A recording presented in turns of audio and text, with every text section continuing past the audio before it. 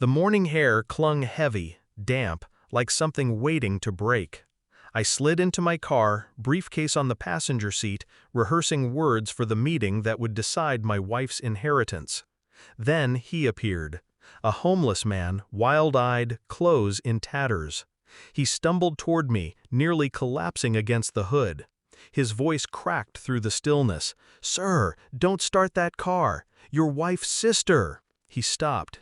His face twisted, as if he'd already said too much. Then he staggered back, clutching his head, muttering. I froze, my hand hovering over the ignition. Her sister! Why her? Why now?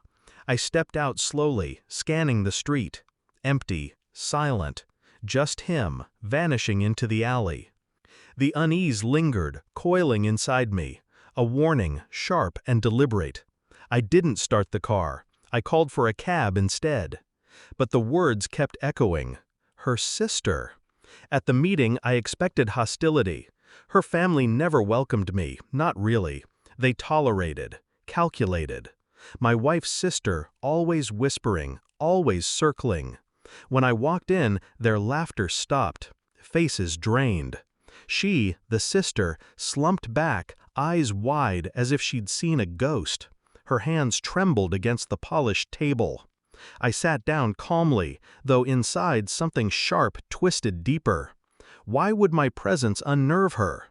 Unless... The puzzle sharpened. The homeless man's words, her sudden fear, my wife's evasive glances these last few weeks, the late-night calls she silenced when I entered the room. I said nothing. I simply watched. And in that silence, I understood. This wasn't about inheritance. Not only. It was about betrayal. I began collecting pieces, quietly, methodically. Her phone, left unlocked one careless morning. A number saved under a false name. I traced it, not to a stranger, to her sister. Emails buried deep in the archives. Phrases that reeked of intimacy, written in code but undeniable. "You're the one who should have married me. He doesn't suspect." Soon. The walls of my chest tightened, but I forced my face still. I ordered a DNA test on the papers of our child.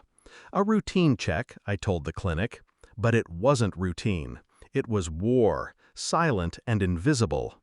At dinner I played the role, smiling, asking about her day, watching her eyes flicker every time her phone buzzed, watching how quickly she excused herself. I let her believe I was blind, but beneath the calm surface I was dissecting her every move. Each laugh, each hesitation, each late return from visits with family. Every step took me closer to the truth, and every step hollowed me further. The report arrived, white envelope, sealed, simple, final. I didn't open it immediately. I let it sit, heavy on the table. A quiet verdict waiting to be read. When I finally unfolded the pages, I felt the world split in two. The child was not mine. I didn't shout. I didn't break.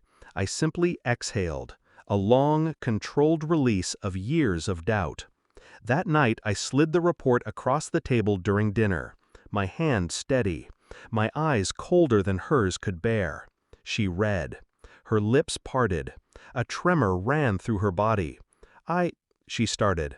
"Don't," I said. Just one word. A knife dressed as syllable. Silence drowned the room. Her mask cracked. Tears welled. But I didn't move, didn't comfort, didn't rage. She knew that I knew, and that was enough. I didn't confront her alone. I waited for the next family gathering, a celebration. Her father presiding, her sister by her side. Laughter spilling like false wine. And then, quietly, deliberately, I placed the report in front of her father. No words, just the truth, printed and undeniable. The laughter died. Chairs scraped. Eyes darted.